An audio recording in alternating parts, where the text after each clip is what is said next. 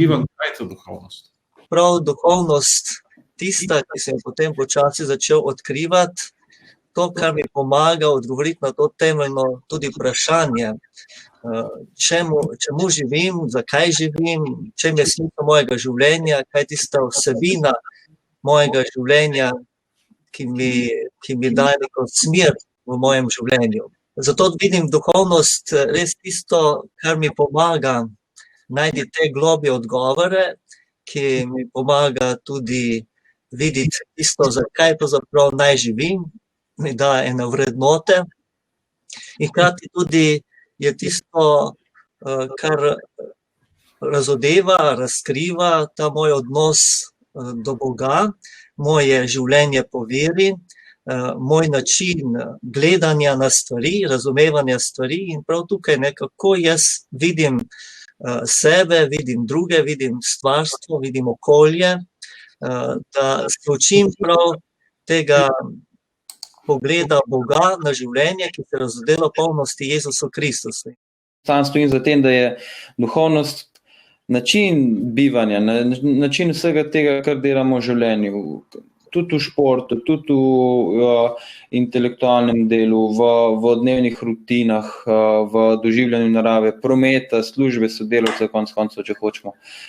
In da na nek način ta duhovnost vse prepoji, ali pa se vsem izraža, če vemo, ali če se tega zavedamo ali pa ne zavedamo. Duhovnost je, se mi zdi, vsakdanja, zdaj odvisno pa kakšna je. Na kakšno smo navani, koliko tudi ne delamo, kot tukaj pa lahko, se mi zdi, gre tudi za neko prispodobo, tako kot športam, kondicija se zgubi, tako kot se zgubi športna kondicija, telesna kondicija, moč.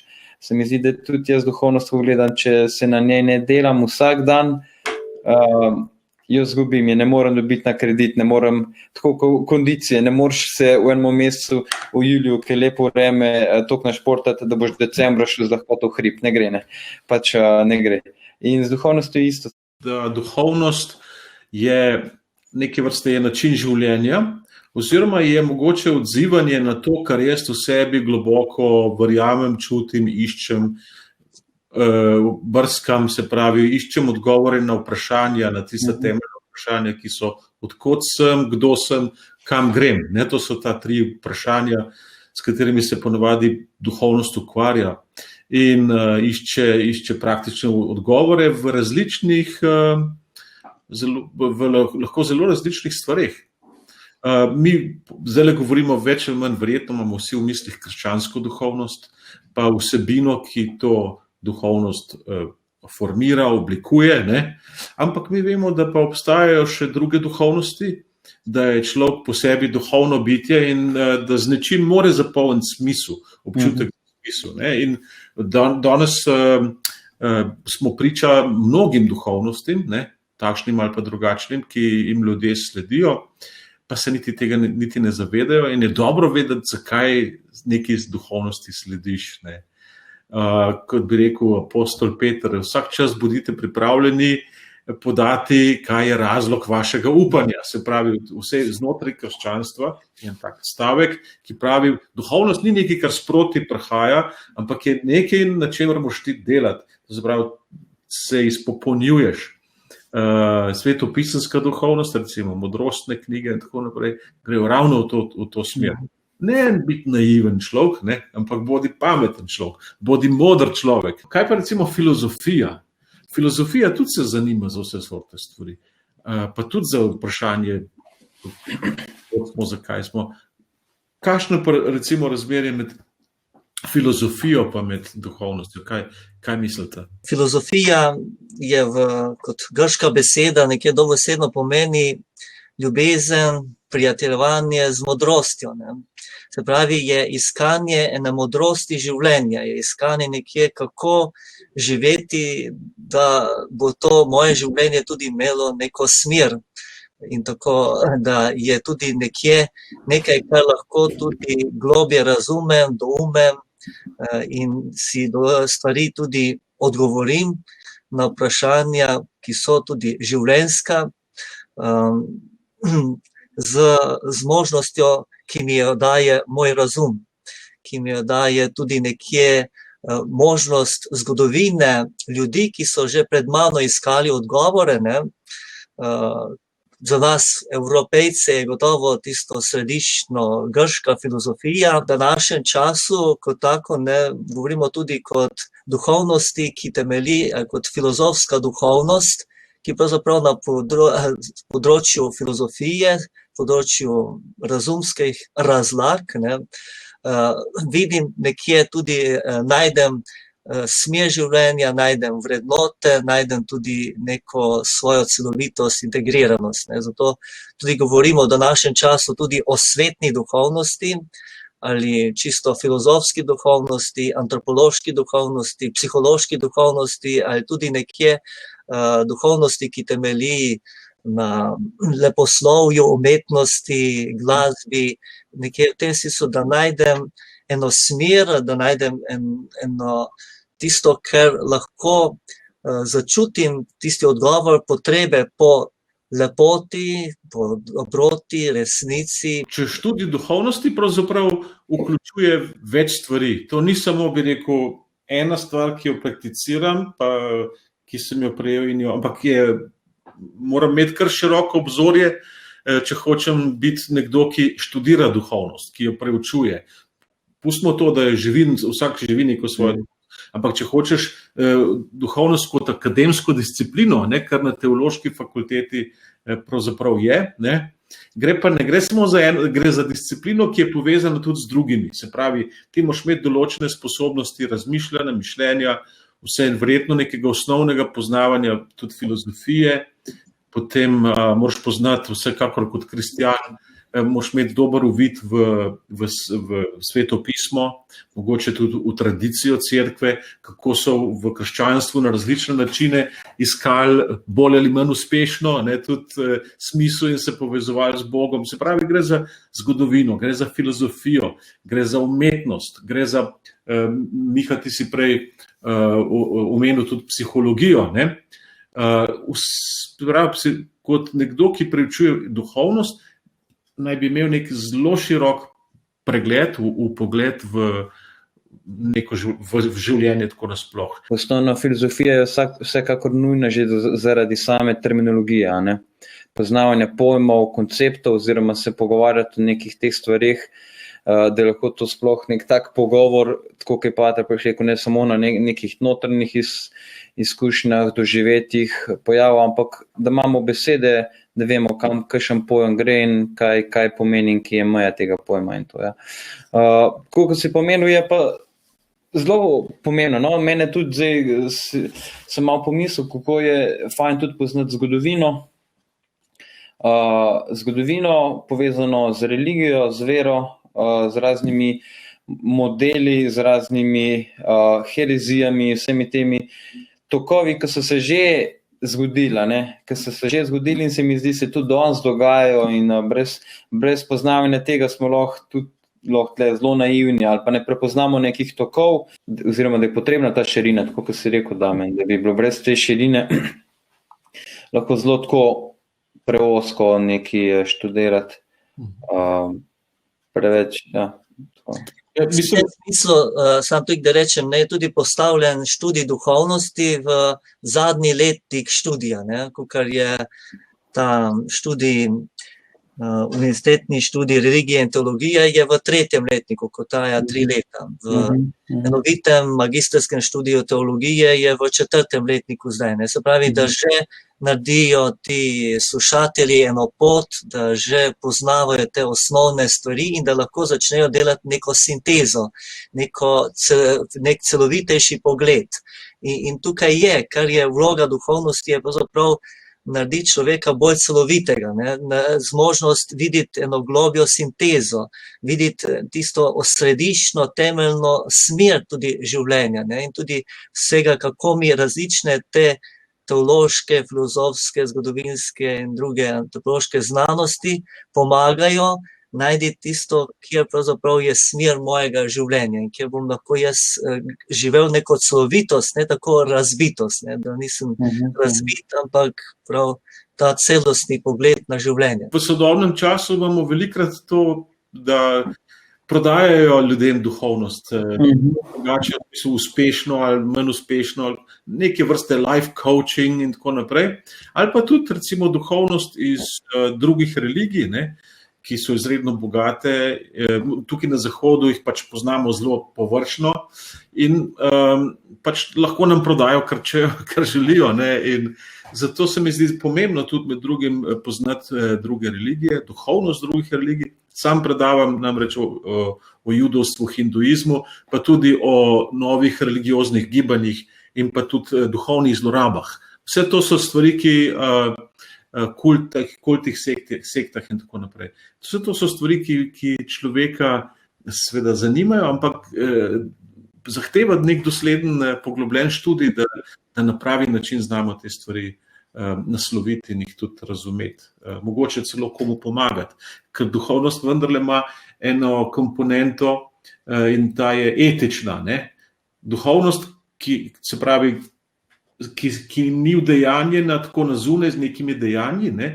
A je to neka prava duhovnost? Ali kako bi videli, kaj bi rekla na to temo? Duhovnost mora biti verjetno etična. Ne? Se pravi, se mora navzven pokazati v dejanjih, v načinu življenja, v načinu češčenja, se pravi, ima nek vrednotenja človeškega življenja, narave in tako naprej. Ne? Vse to je etika. To se pravi, kakršna je duhovnost, takšna bo verjetno tudi etika. Ne? Če je moja duhovnost taka, da recimo rečem, ja, na tem svetu imamo pravico živeti ti in ti ljudje in znam vse razloge povedati, zakaj, ostali pa ne, bojo moja dejanja taka in moja naravnanost taka, da bom poskrbel zase, za druge ne. Tega v zgodovini imamo kar nekaj. Ne? Recimo, kaj sem pomislil na apartheid v Južni Afriki, ki je bil temeljen na krščanski, ne pravi krščanski, pardon, ampak zlorabljenem krščanstvu. Nekaj podobnega s sužnjelastništvom v Ameriki in Angliji in tako naprej. Ne. To se pravi, duhovnost ima svojo etično komponento. To, kar jaz delam, vedno izvira iz tega, kar jaz tudi verjamem. Včasih pa tudi ne, s česa verjamem, ampak kar od mene zahtevajo, oziroma še sam ne vem zakaj. Torej, ima to etično komponento. Kakšna je vajna izkušnja na tem področju? Recimo, krščanstvo in etika. Duhovnost, če je prava, je etična, ker nihče ti ne bo rekel, študiraš zgodovino, pa si baraba, študiraš ne vem, si kuhar, pa si pokvaren. V redu, razumemo, da to nima veze z etičnostjo, neko poznavanje, ne vem, zgodovine, jezikov, humanistike, književnosti. Ampak pri duhovnosti so pa tle zelo vsi striktni. Naprimer, meni velikrat rečejo ljudi, s kateri delamo, pa so imeli slabe izkušnje z duhovniki večinoma ali pa nekimi pastoralnimi delavci ali pa starša. Ne? In kar učitev najprej, kako je on lahko duhovnik, kako je on lahko res veren, če je to pa to meni naredil, ali pa če je tako pa tako nas učil. To se pravi, ravno po nekih neetičnih merilih, dejanjih. Ne? In tam se preseka. To bi tako rekel, ena tista notranja skupna vedenje, čutenje je, da duhovnost, če je prava, mora biti etična, mora biti dobra, mora odpirati, mora klicati sama po sebi in vabiti. Duhovnost, tista, ki nam pomaga, da postajamo bolj ljudje v tistem najlepšem, najplemenitejšem pomenu. Ne?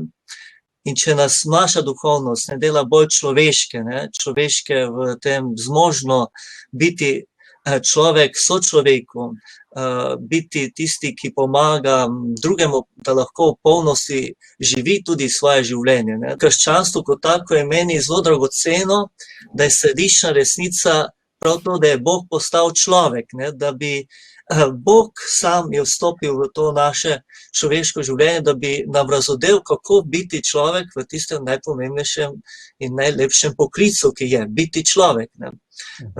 Ko so tudi ob Jezusu Kristusu vedno znova ti, ki so ga srečali, bili presenečeni, ne, in nagovorjeni za to njegovo človeškost, ne, ta njegov pristop, s katerim je on pristopil vsakemu človeku. Duhovnost ni nekaj, kar se samo mene tiče, ampak se tiče, tako bi rekel, skupnosti, se tiče človeštva nasploh, se tiče, kaj pa recimo tudi materialnih stvari. Je tudi duhovno, to malo se zdi, kot da to ne gre skupaj, duhovnost pa materialno. Ampak mogoče pa ne, mogoče pa problem, da prvič je lahko naša duhovnost preveč duhovna, pa premalo materialna, ali pa je naša materialnost nič duhovna. Se pravi, ravno ta Jezusovo učlovečenje pomeni to srečanje naše, čisto bi rekel, fizične izkušnje z duhovno. Ne? Se pravi, vsej glede krščanske duhovnosti lahko rečemo, da gre za nekaj takega. Ne? Pa ne gre za moje osebno, gre tudi za osebno, ampak moja osebna je vedno vezana na neko skupnost, na neko, ja. No, zanimivo. Ampak mene pa zanima zdaj eno vprašanje. Jaz sem se ukvarjal z kar precej časa in se še tudi v okviru tega, kar delam s študenti, vprašanje duhovne zrelosti, zorenja. Prvič, vsak človek se zori, je tako. Ima eno pot, ki jo bo prehodil, se pravi, da tudi gre za neko duhovno zrelost. Pa zdaj imamo dve vprašanje za vaju dva. Prvo je, kdaj se pa v človeku prebudi duhovnost? Drugič pa, kdaj lahko rečemo, da je človek duhovno zrel? Za vsako obdobje je neka stopnja zrelosti. Jaz verjamem tudi, da s starostjo, z izkušnjo je veliko večji razpon, možnost te modrosti. Ne? Jaz pri svojih 28 se mi zdi, ne morem imeti takega nabora, take močne duhovnosti, kot ima lahko nek, ne vem, oče, mama, duhovnik pri 60 letih z vsemi temi izkušnjami. Lahko imam pa do tega nivoja, kjer sem, a ne? Do teh let, do te neke zrelosti. Se mi zdi, da tukaj pač ima vsak svojo kategorijo, ali tako bi rekel. Se pa bi rekel, prebuja duhovnost od otroških letih naprej, a ne? Seveda najprej z neko to čist razvojno pedagogiko skladno, kakšne pojme, kakšne predstave se lahko razume, kakšen kompleks čustev, kakšna abstraktna predstava od otroka naprej, da se dogaja ta zmožnost dojemanja duhovnosti.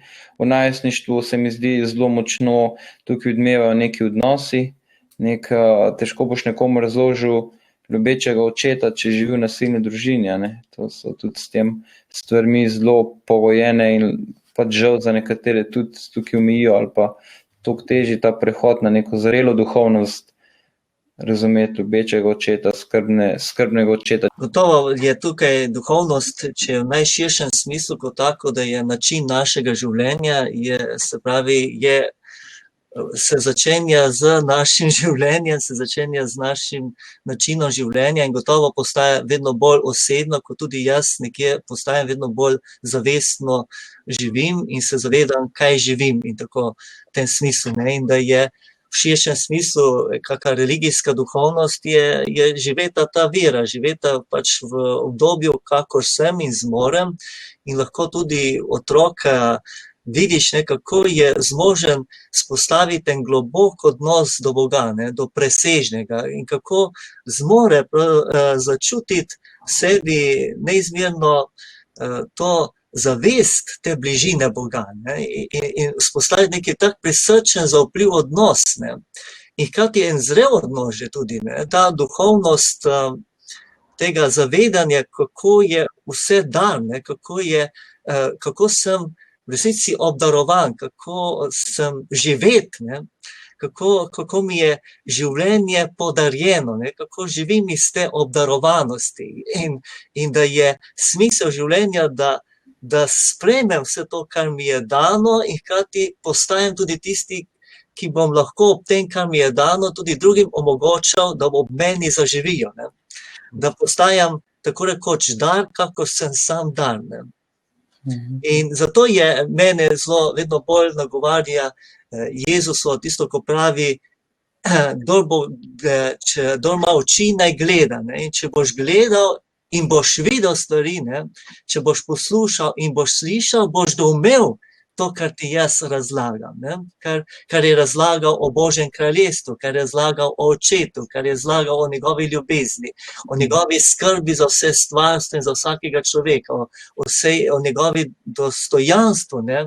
Ki ga nosi v sebi kot Božja podoba, kot Božji posinovljenec. Ja, če grem v to globje gledanje, če grem v to zmožnost videti tisto globje, bom pravzaprav zmožen zoreti v tej duhovnosti.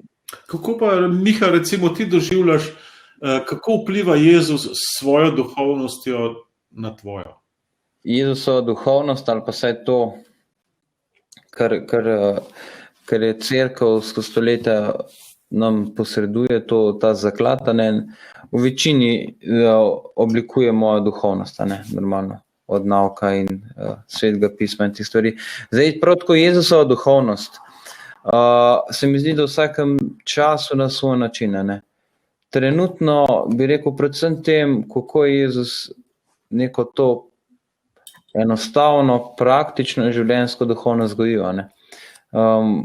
Z njega vidika, da zdaj mogoče veliko stvari vidimo, ali pa smo tudi, sem tudi jaz del te družbe in ta družba hoče vse zelo analitično, zelo razumsko, zelo strokovno in na nekem hudem nivoju doživljati, razumeti, preučevati.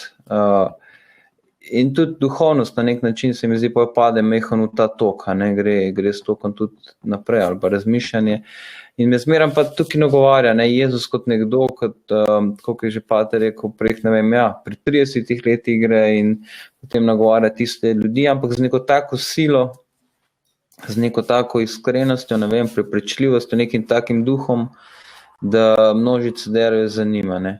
In se sam sprašujem, zakaj, naprimer, pa jaz ne morem zanimiti ali pa v tej duhovnosti, ki mene to ustav, ki jaz ne slišim teh besed. Kaj meni, zakaj naprimer takrat, ko imam,